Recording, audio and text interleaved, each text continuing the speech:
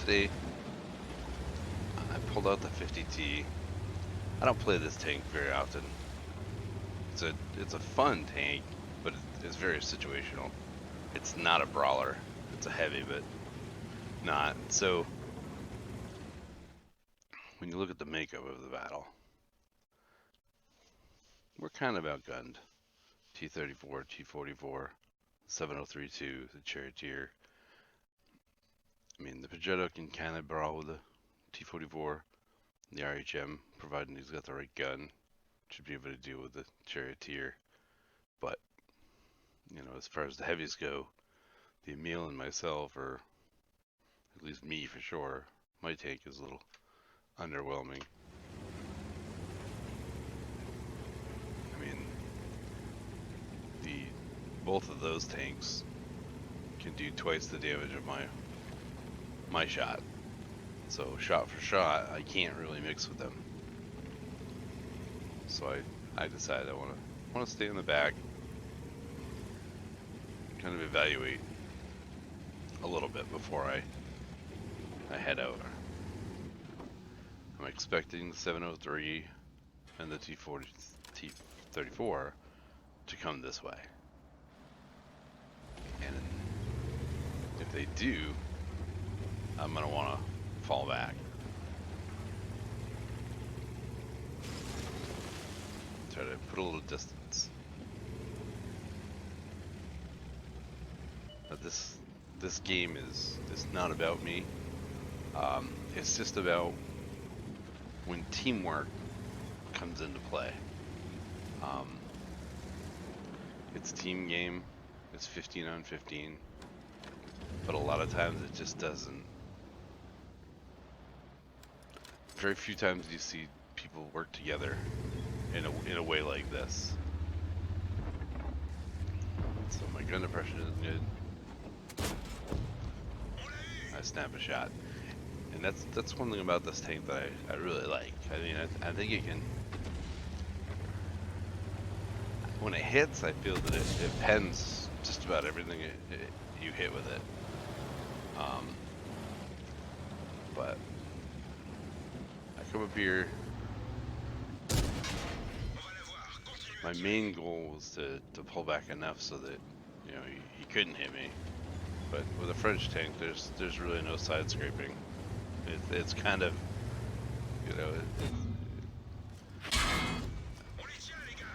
I was amazed that I bounced the shot from the T-34, but I was also trying to figure out where would the T-34 be where he could have got a shot on me in that area, and then he shows up. And he's sniping in the back. Our Emil pushes forward. After getting hit by the Charioteer, I knew he was close by.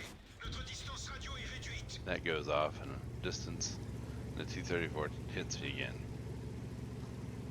So I'm like, alright. I guess it's a smart play by the T-34, but if I'm in this matchmaking, I'm pretty much feeling like nothing on the other team can touch me. And I feel that by hanging back like that, I mean, yes, 3 RDs I guess can be a little intimidating.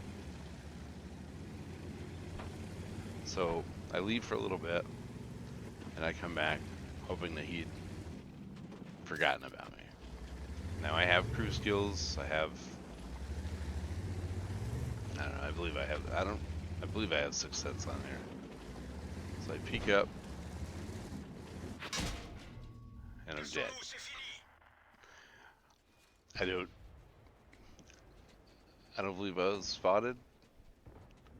There's nothing there. I mean, our SP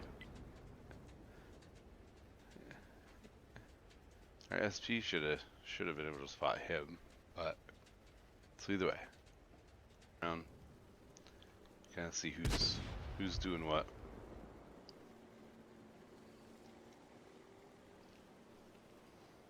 And I see, that we're kind of well uniformed. They kind of are as well.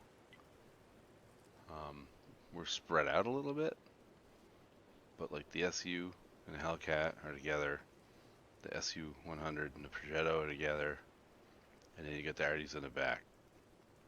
Cromwell and the SP are a little distant. I felt that I was hoping that they would group up. So the T-34 shows up, unspotted, kills one of our Arties. Luckily the SU kills the Charioteer.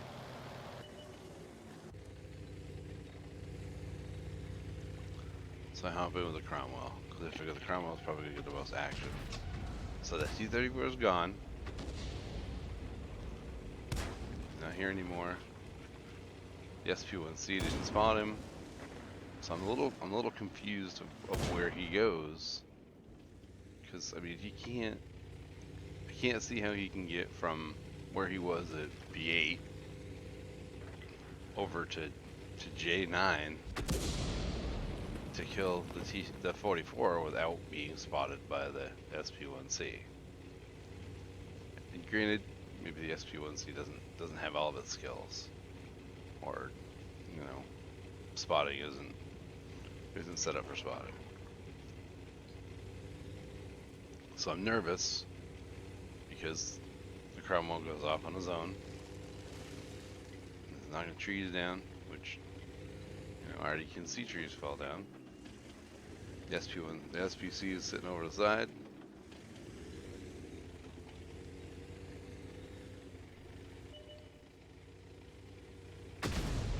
Radio operator's injured. Radio range reduced.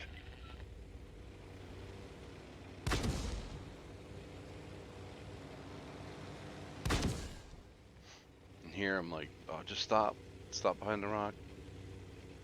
He's moving.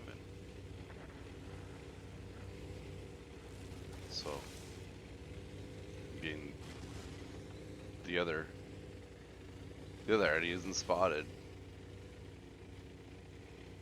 So my guess is that he's in that building structure over there.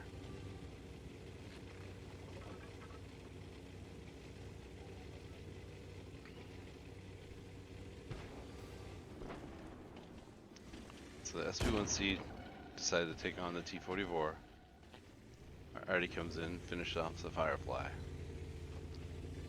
So now my hope is that the SP and the Cromwell together, they can take the T-44. You can't shoot them both at the same time.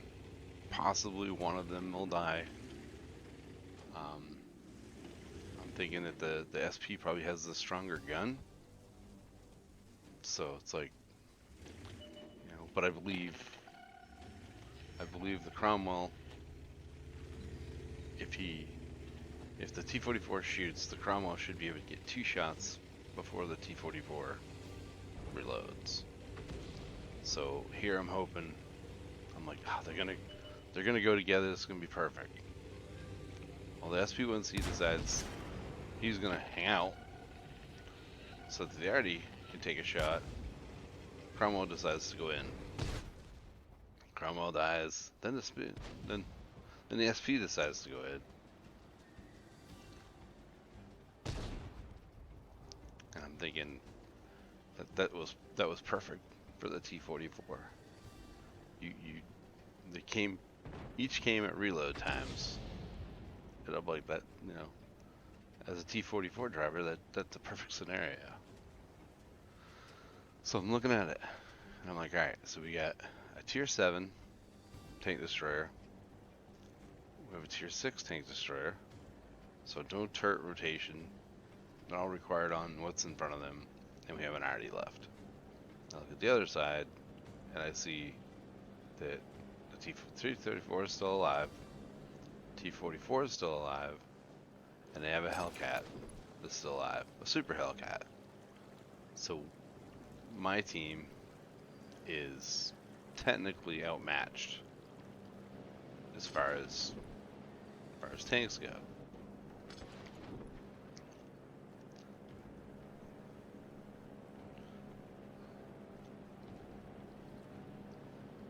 but then I see how our team is set up. So we have the M44 in the middle, so he's kind of the bait. So I decided to hop in with the SU 152. It's a fun TD.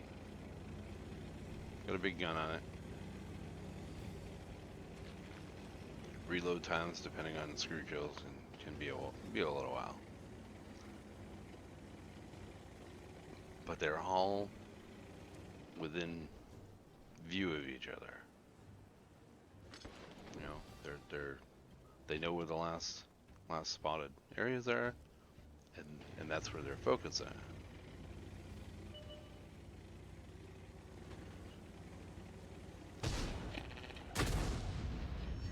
Now the Super Hellcat, I believe makes what I feel is a bad play for his team. With his speed, he could have easily been able to circle around behind. I don't remember exactly where he ends up in this battle, but at this point, I'm like, if I'm the Super Hellcat, I'm circling. You know, I'm going back to my flag, and I'm coming back to the building. You know, down that one line, and I'm gonna sneak up behind. You know, these guys, because he's not spotted on the map. I mean, he was spotted at one point. He's not now. So they're going by last known position. SU spotted. SU-100's up on the hill, so they're supporting each other.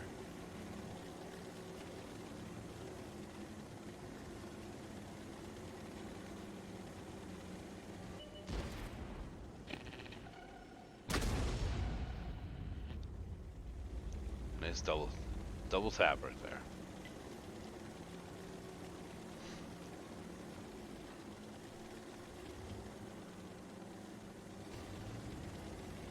Little sound bug. T44's motor's still running. When I was first watching this game, after I had died, I was afraid that was the Super Hellcat coming in. But they're very slow play. You know, now they both relocated. You know, my first instinct is the Hellcat went and hid. He's going for a draw. And I'm like, oh, no, there he is.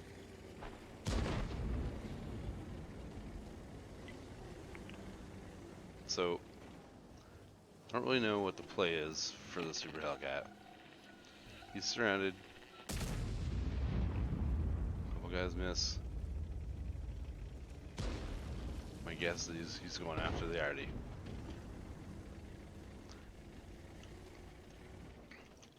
And I was just so... This is the kind of stuff I like to see. It's kind of a nail biter, but to see three people that just work well together. You know, they understand their roles, they understand, you know, what they need to do, and it's very awesome to see. Most circumstances, I don't know. You know, I mean, I wouldn't expect these three tanks to outbrawl the last three of the other team that was left. And granted, a lot has to do with how those other ones played their tanks, but I don't even think if they played their tanks perfectly, I don't think they could have overcome these three. The way they had set themselves up to support each other, and just, I don't know, I was pretty excited about this. After the game, I sent all three of them a message, you know, saying, hey, you know, thank you for the win, because without you guys, you know, we wouldn't have won. And I was, you know, and I was impressed with that, because that's a positive note that everybody needs to get. It's not every day that you get some positive reinforcement, I should say, in this game. So hats off to you guys. You guys played awesome. And you know what? thank you guys for your audience and watching my videos. And I will see you in the next one.